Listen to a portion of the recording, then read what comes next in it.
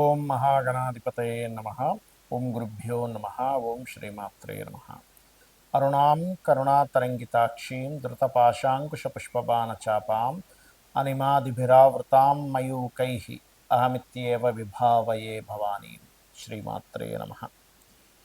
మనం ఈరోజు శుక్రగ్రహము జూన్ 30వ తేదీ నుంచి జూలై 26వ తేదీ వరకు తన స్వక్షేత్రమైనటువంటి వృషభ రాశిలో శుక్రుడు సంచరిస్తుంటాడు. అదేవిధంగా 26వ తేదీ జూలై తర్వాత నుంచి గురువుతో కలుస్తున్నాడు. అంటే ఒక శుభగ్రహంతో మరొక శుభగ్రహం యొక్క కలయిక ఒక యోగాన్ని ఇస్తుంది. యోగం అనేటువంటిది ఏమిటంటే ఏ రాశిలో గ్రహం ఉంది, ఏ నక్షత్రంలో ఉంది, ఇంకొక మరొక గ్రహంతో ఎలా కలిసింది, దీనివల్ల కొన్ని యోగాలు ఏర్పడతాయి. దీనికి సంబంధించినటువంటి విషయంలో మీకు ద్వాదశ లగ్నముల వారికి ఏ విషయాల్లో చాలా బాగుంటుంది, ఏ విషయాల పట్ల కాస్త జాగ్రత్త వహించాలి. ఎందుకంటే ఇక్కడ ఓన్లీ శుక్ర గురువులు కలవడమే కాకుండా కుజకేతువులు కూడా కలిసి ఉంటున్నారు ఇక్కడ. కాకపోతే 28 జూలై నుంచి మారిపోతున్నారు. సో దానివల్ల పెద్ద ప్రమాదం ఏం లేదు. ఈ రాహు శని వక్రించి రాహుతో కూడా కనెక్ట్ అవుతున్నాడు. కాబట్టి ఈ యొక్క విషయాల్లో ఈ కలయికలు ఏవేవైతే గ్రహాల కలయికలు శుక్రుడు ఓన్ హౌస్లో ఉండటం వల్ల కలిగే ఫలితాలు మరియు మీరు చేసుకోవాల్సినటువంటి దేవత ఆరాధన ఏమిటి అనేటువంటి విషయాలు మనం ఒక్కొక్కటి వ్యక్తి తెలుసుకుందాం. అయితే ఈ విషయాలు చెప్తుంది నేనైనప్పటికీ కూడా చెప్పిస్తుంది సాక్షాత్ లలిత అమ్మవారిగా భావిస్తూ ఒక్కొక్క లగ్నము లగ్నం తెలియని రాశి గురించి తెలుసుకుందాం. తులాలగ్నము తులారాశి. మీకు శుక్రుడు 8వ స్థానంలోకి వస్తున్నాడు. సో అష్టమ స్థానంలో ఉండే శుక్రుడు ఎటువంటి ఫలితాలు ఇస్తాడు? అది ఓన్ హౌస్ అయింది. ఓన్ హౌస్ అవడానికి అలాగే మీకు మిగతా గ్రహాల్లో ఉండడం చాలా తేడా ఉంటుంది. ఇది ముఖ్యంగా మీకు జూన్ 30వ తేదీ నుంచి జూలై 26వ తేదీ వరకు ఉన్నటువంటి ఈ యొక్క గ్రహస్థితి ముఖ్యంగా పాజిటివ్ ఏమిటి అంటే పూర్వీకుల ఆస్తులు, ముఖ్యంగా తాతగారి ఆస్తికి సంబంధించిన విషయంలో, గృహం కావచ్చు, వాహనం కావచ్చు, ఏదైనా ఎనీ ఆస్తి తాతగారికి సంబంధించిన విషయంలో కొంత పాజిటివ్గా జరుగుతాయి. అలాగే మీకు కాస్త గృహయోగాన్ని, వాహన యోగాన్ని కూడా ఇక్కడ అష్టమంలో ఉండే శుక్రుడు ఇస్తాడు. కాకపోతే అష్టమ శుక్రుడు కాస్త వాహనాల మీద వెళ్ళేటప్పుడు కొంచెం జాగ్రత్తగా వెళ్తుండాలి. ఇది ముఖ్యంగా గుర్తుపెట్టుకోండి. కాకపోతే ఈ శుక్రుడు ఇక్కడ 26 జూలై వరకు వృషభంలో ఉండి తర్వాత భాగ్యంలోకి వెళ్తాడు. భాగ్యంలో 2 శుభగ్రహాలు ఉండడం అనేటువంటిది కొంత అదృష్టం కలిసి వచ్చేటువంటి విషయంగా శాస్త్రంలో చెప్తుంటారు. కాబట్టి కొంత లక్కీగా కొంత కలిసి వస్తూ ఉంటుంది. అందులో ముఖ్యంగా లోన్స్ కూడా కావచ్చు, కొన్ని కొత్త పరిచయాలు కూడా అవ్వచ్చు. అది ముఖ్యంగా గుర్తుపెట్టుకోండి. అలాగే శని రాహువులు పంచమంలో రాహు ఉంటే శని వస్తున్నాడు. కాబట్టి ముఖ్యంగా మీ జన్మజాతకంలో పర్సనల్గా సంతానం విషయంలో కొంత ఇబ్బందులు ఉన్నట్లయితే ఇప్పుడు ఉండే శని రాహువులు మీరు ఏదైనా సంతానం ప్రయత్నం చేసే విషయంలో ఈ 4.5 నెలలు అంత అనుకూలంగా లేదు చెప్పాలంటే. ఎందుకంటే శని రాహువులు కలయిక అనేటువంటిది అదొక యోగం. కాబట్టి ఈ కాంబినేషన్ ఏదైతే ఉందో ముఖ్యంగా కొత్త ఫ్రెండ్స్, ఆన్లైన్లో కొత్తగా ఎవరైనా పరిచయం ఏర్పడడం, ప్రేమ వ్యవహారాల విషయంలో కూడా కొంత జాగ్రత్తగా ఉండాలి మీరు. లాభంలో కుజుడు కేతు ఉండడం మంచిదే. కాకపోతే ఎంతైనా ఈ శని దృష్టి ఉంది కాబట్టి కొంచెం మనం లాభాలు ఎక్కువగా వస్తాయి, మనకేదో లాభం వస్తుందనే ఆశతో మనం చేసేటువంటి విషయాలలో చాలా చాలా చాలా జాగ్రత్తగా ఉండాలి. ఇక మీరు చేయవలసినటువంటి దేవత ఆరాధన ఏమిటి అని చెప్పి చూసుకున్నట్లయితే మీరు ఎక్కువగా దుర్గా ఆరాధన, కాళికామ్మవారి యొక్క ఆరాధన చేయండి. అన్ని విధాలా మీకు బాగుంటుంది. శుక్రగ్రహం గనక మీ జన్మజాతకంలో ఓన్ హౌజెస్లో ఇప్పుడు గోచారంలో ఎలా అయితే వృషభంలోకి వెళ్ళాడో అలా ఓన్ హౌజెస్లో కనుక ఉన్నట్లయితే ఇంకొంచెం యాక్టివ్గా అవుతుంది.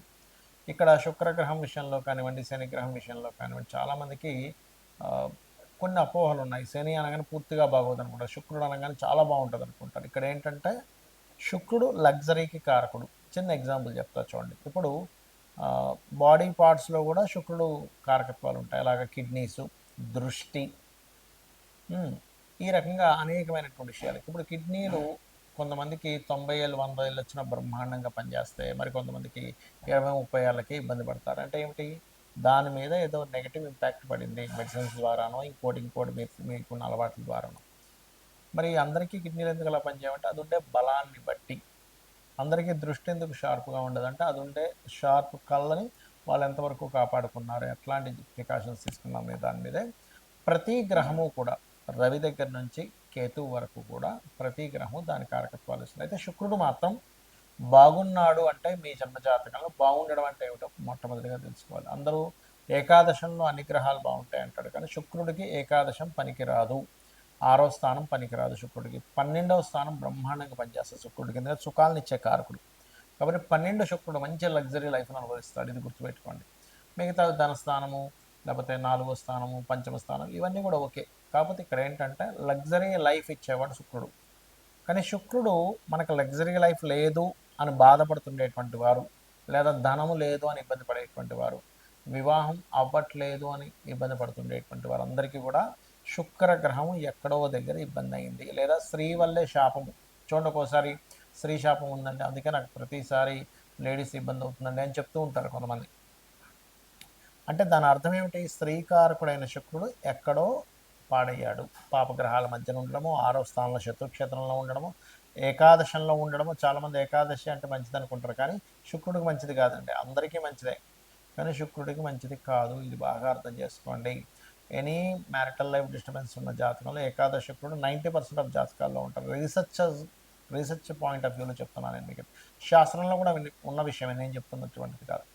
అలాగే మరొక విషయం ఏంటంటే, ఇక్కడ మీకు శుక్రగ్రహ బలం పెరగాలి, ఎందుకంటే ప్రతి ఒక్కరికి ధనం కావాలి, లగ్జరీ కావాలి, సుఖాలు కావాలి అనేటువంటిది ఉంటుంది, కంఫర్ట్, గృహము, వీటన్నిటికీ కారకుడు కాబట్టి శుక్రుడు. మీరు అసలు మీ శుక్రగ్రహం ఏ గ్రహాల ద్వారా అది కంబస్ట్ అయింది, ముఖ్యంగా రవితో కంబస్ట్ అవుతాడు ఎక్కువగా. అంటే అన్నీ స్ట్రక్ అయిపోయి ఉన్నాయండి, కారు ఉంది కానీ అది రిపేరే పక్కన ఉంది అంటుంటాడు, గృహం ఉంది కానీ అందులోకి వెళ్ళలేకపోతున్నా అంటాడు, అన్ని క్వాలిటీస్ ఉన్నాయి కానీ ఎందుకో జీవిత భాగస్వామి దగ్గరగా లేరంటారు. బికాజ్ ఆఫ్ శుక్రుడు కంబస్ట్ అవ్వడం వల్ల. ఎవరితో అవుతాడు?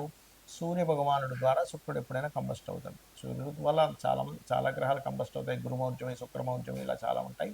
బట్ శుక్రుడు పర్టికులర్గా ఎక్కువ కంబస్ట్ అవుతాడు అన్ని గ్రహాల కంటే కూడా.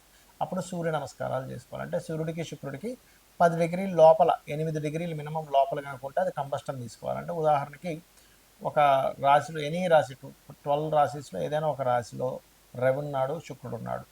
శుక్రుడున్న డిగ్రీలు, రవి ఉన్న డిగ్రీలు 8 డిగ్రీస్ లోపల కనుకుంటే అది కంబస్ట్ అయిందని అర్థం చేసుకోవాలి.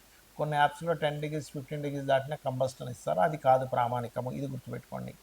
ఇక రెండవ విషయం ఏంటంటే, శుక్రుడికి సంబంధించినటువంటి విషయాల్లో లలితా సహస్రనామాలలో ఎటువంటి నామస్మరణ చేయాలి? ఓం శ్రీమాత్రే నమః, ఇది ప్రధానంగా చేయండి. లేదు కొంచెం కేతువుతో కలిసి ఉన్నప్పుడు ప్రతిదీ ఆటంకాలు అవుతూ ఉంటాయి, జీవిత భాగస్వామితో దూరంగా ఉండవలసి వస్తూ ఉంటుంది. ఈ యొక్క విషయాలను చూసుకోవాలి. ఒక్కొక్కసారి జీవిత భాగస్వామి లేదా అక్క చెల్లెళ్ళు, అన్నదమ్ములు, ముఖ్యంగా అక్క చెల్లెలతోనే జీవిత భాగస్వామితో వాళ్ళు కొంచెం ర్యాష్గా ఉండడము, కొంచెం ముక్కుసూటిగా ఉండడం, అసలు కుండ బద్దలు కొట్టినట్టుగా చెప్పడం, ప్రతిదానికి ఘర్షణ పడడం జరుగుతుంటాయి. అలాంటప్పుడు దానికి కారణం ఏమిటి అంటే, ఈ శుక్రుడు ఎక్కడో మీకు పాపగ్రహాల నడుమ ఉన్నాడు, శని కుజులతో ఎక్కడో ఉన్నాడు. అప్పుడు వాటికి సంబంధించిన దానాలు ఇవ్వడం, అంటే నువ్వులు కందులు దానంగా ఇవ్వడం, నవగ్రహాల్లో కుజగ్రహము శనిగ్రహం దగ్గర దీపారాధన చేయడం, ఇవి చేస్తుండాలి. మరి గురు శుక్రుల కలయిక మీ జన్మజాతకంలో గనక మీ పర్సనల్ చార్ట్లో మిథునంలో కానీ, తులలో కానీ, లేకపోతే కన్యలో కానీ,